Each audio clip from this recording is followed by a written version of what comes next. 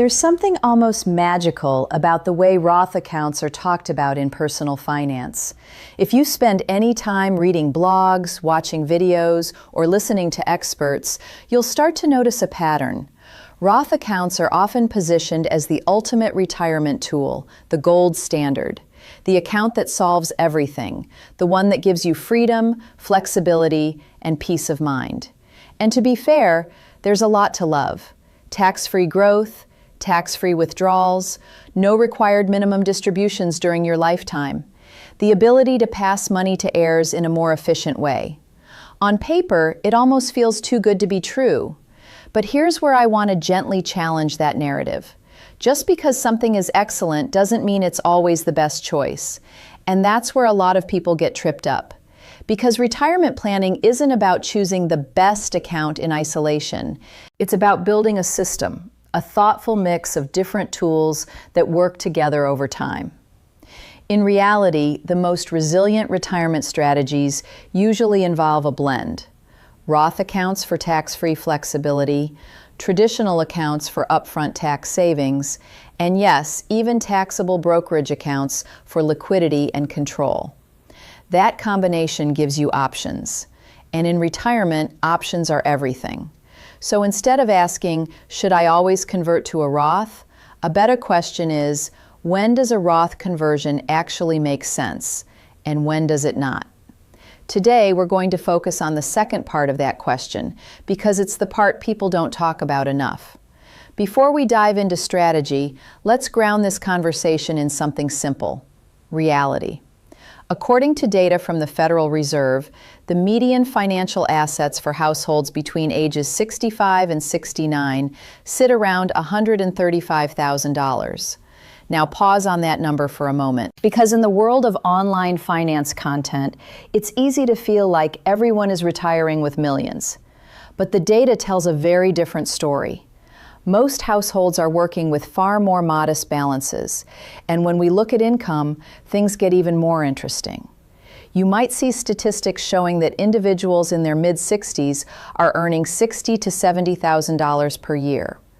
But that's earned income, meaning those numbers are heavily influenced by people who are still working. And who tends to keep working longer? Higher earners. So naturally, those averages are skewed upward. When you shift your focus to actual retirement income, Social Security, pensions, and withdrawals, the numbers look very different. Most retirees are living on somewhere between $30,000 and $65,000 per year, depending on household size. And that distinction matters a lot, because taxes are driven by income.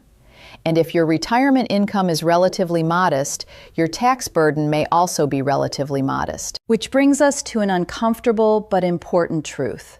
For many middle-of-the-road households, Roth conversions don't dramatically change the outcome. Not because Roth accounts are bad, but because the tax problem they're trying to solve isn't that big to begin with. So let's walk through the situations where a Roth conversion might not make sense.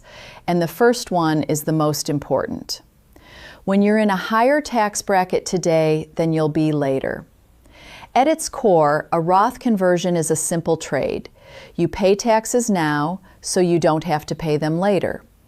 That only works in your favor if the tax rate you pay today is lower than what you'd pay in the future. If the opposite is true, if you're in a higher bracket now, you're essentially locking in a worse deal. And this happens more often than people realize. Think about someone in their peak earning years. Maybe they're earning a strong salary, receiving bonuses, or even selling a business. Their income is elevated, sometimes temporarily. Now compare that to retirement. No salary, potentially lower overall income, a mix of Social Security, withdrawals, and maybe some investment income that's taxed more favorably. In that scenario, converting at a high rate today, say 32% or 35%, only to avoid paying 12% or 22% later doesn't make a lot of sense. You're paying more than you need to. And once that tax is paid, there's no undo button. Now, to be fair, not everyone falls into this pattern. There are people, often high earners and disciplined savers, who build large pre-tax balances over time. It's not unusual for someone in this group to retire with $1 million, $1.5 million, or more in traditional accounts. And large balances come with their own set of challenges. Specifically, required minimum distributions, often called RMDs. Once those kick in, they can force you to withdraw more money than you actually need, which can push your taxable income higher than expected. In some cases, retirees end up in tax brackets that look surprisingly similar to their working years. And for those individuals, Roth conversions can make sense, especially if done strategically over time. But here's the key takeaway. That situation is not the norm for most households. So it's important not to apply a strategy designed for one group to everyone else. Another situation where Roth conversions can backfire is more subtle, but just as important. When your retirement tax picture is already favorable. Many retirees enter a phase of life where their tax situation becomes surprisingly efficient. Here's why.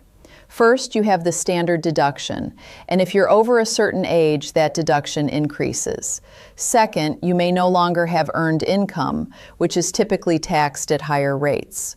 Third, not all income is treated equally. Social Security, for example, is only partially taxable. And depending on your overall income, a portion of it may not be taxed at all. Then you have capital gains and qualified dividends, which often fall into lower tax brackets, sometimes even 0% at the federal level. When you combine all of that, many retirees find themselves in a much lower effective tax environment than they experienced during their working years. And if that's the case, why rush to convert money at higher rates today? In some situations, doing a Roth conversion actually creates a tax problem that didn't exist before, by pushing you into higher brackets unnecessarily. And this becomes even clearer when you look at smaller account balances. Let's say someone retires with around $150,000 in a traditional IRA. At age 73, their required minimum distribution might be roughly $5,000 to $6,000 per year. That's not a massive taxable event. In fact, when you layer that on top of Social Security and standard deductions, it may barely move the needle at all. So for someone in this position, aggressively converting to a Roth may not provide a meaningful benefit. It's solving a problem that doesn't really exist. Now let's talk about something that often gets overlooked, but can have real financial consequences: the hidden impact on Medicare premiums. When you do a Roth conversion, the amount you convert is added to your taxable income. And that increase in income doesn't just affect your taxes.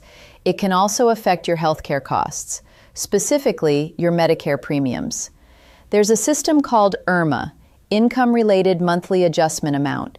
And what it does is adjust your Medicare premiums based on your income from 2 years prior. So if you have a year where you do a large Roth conversion, that spike in income could lead to significantly higher premiums down the road. And here's the frustrating part. It works like a cliff. Go even slightly over a threshold, even by $1, and you could end up paying hundreds more per month for the same coverage.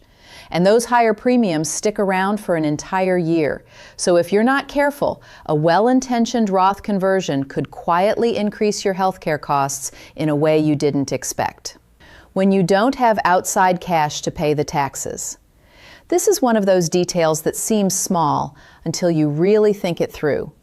A Roth conversion triggers a tax bill. That's unavoidable. But how you pay that tax bill matters more than most people realize. In an ideal scenario, you pay those taxes using money from outside your retirement accounts, maybe from a savings account or a taxable brokerage account. Money that isn't growing efficiently anyway. Why? Because that allows you to move the full amount from your traditional IRA into the Roth, where it can grow tax-free for the rest of your life. But if you don't have that outside cash and you end up using funds from the IRA itself to cover the taxes, you're shrinking the amount that actually gets converted. And that changes the math. Instead of maximizing the dollars that benefit from tax-free growth, you're reducing them. You're essentially interrupting the compounding process before it even gets going. In many cases, if you can't comfortably pay the taxes with outside money, the conversion becomes far less compelling. Not impossible, not always wrong, but definitely less powerful than it appears on the surface. When your heirs will be in a lower tax bracket than you.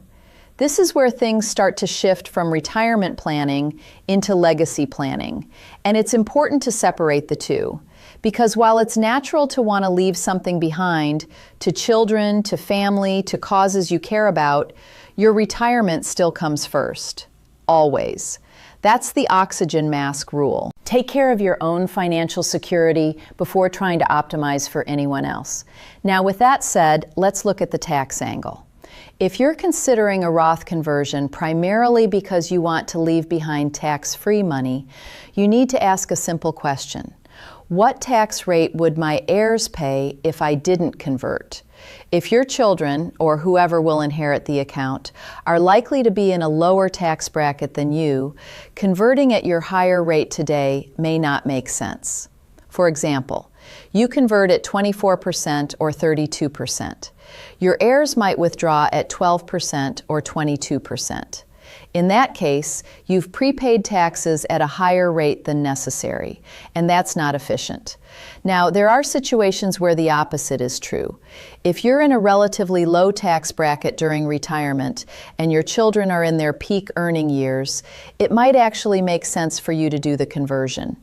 In fact, some families even coordinate this intentionally. There are cases where adult children will help cover the tax bill for their parents' Roth conversions because they understand that inheriting tax-free assets later is more valuable. It's a thoughtful, strategic approach, but again, it only works when the tax math aligns. When you can take advantage of unique tax breaks in retirement. Here's something that doesn't get talked about nearly enough. Traditional retirement accounts can actually be very tax efficient in certain situations, especially later in life. For example, let's talk about qualified charitable distributions, often called QCDs. If you're charitably inclined, a QCD allows you to donate directly from your IRA to a qualified charity. And here's the key benefit. That distribution doesn't count as taxable income. It can even satisfy your required minimum distribution without increasing your tax bill at all.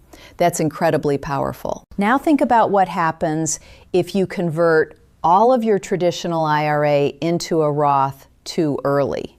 You lose that option. You give up a strategy that could have allowed you to reduce taxes while supporting causes you care about. And QCDs are just one example. There are also situations where retirees have large medical deductions, especially if dealing with ongoing health conditions. Those deductions can offset income from traditional IRA withdrawals, sometimes significantly. In these cases, what looks like taxable income on paper may not actually result in much tax at all. So again, the question becomes, are you solving a real problem or giving up flexibility you might need later? When you don't have true gap years. You'll often hear financial planners talk about something called gap years. These are the years between when you stop working and when you begin Social Security or required minimum distributions. During this window, your income may be temporarily lower. And that creates an opportunity. You can convert portions of your traditional IRA at relatively low tax rates, filling up lower tax brackets intentionally. This is one of the most strategic uses of Roth conversions. But here's the catch. Not everyone has these gap years. Some people work well into their late 60s or even 70s. Others retire and claim Social Security immediately. Some continue earning income through part-time work, consulting, or business activity. In these situations, there may never be a meaningful dip in income. And without that dip, Roth conversions often happen at higher tax rates, similar to what you were paying during your working years. Which brings us back to the core principle. If you're not converting at a lower rate, the benefit becomes questionable. and sometimes it disappears entirely, when state taxes are working against you. This is one of those factors that's easy to overlook, but can quietly make a big difference. Because Roth conversions don't just trigger federal taxes, they can also trigger state taxes, depending on where you live. Now imagine this scenario. You're currently living in a high-tax state, but you plan to retire somewhere with lower taxes, or even no state income tax at all. If you do a Roth conversion now, you're paying both federal and state taxes up front. But if you waited until after you moved, you might avoid those state taxes entirely. That's not a small difference. In some cases, it could mean saving 5%, 7%, even close to 10% on the conversion amount. And over multiple years, that adds up. On the flip side, there are also states that don't tax retirement income. So if you're living in one of those states during retirement, your traditional IRA withdrawals might already be more tax efficient than you expected.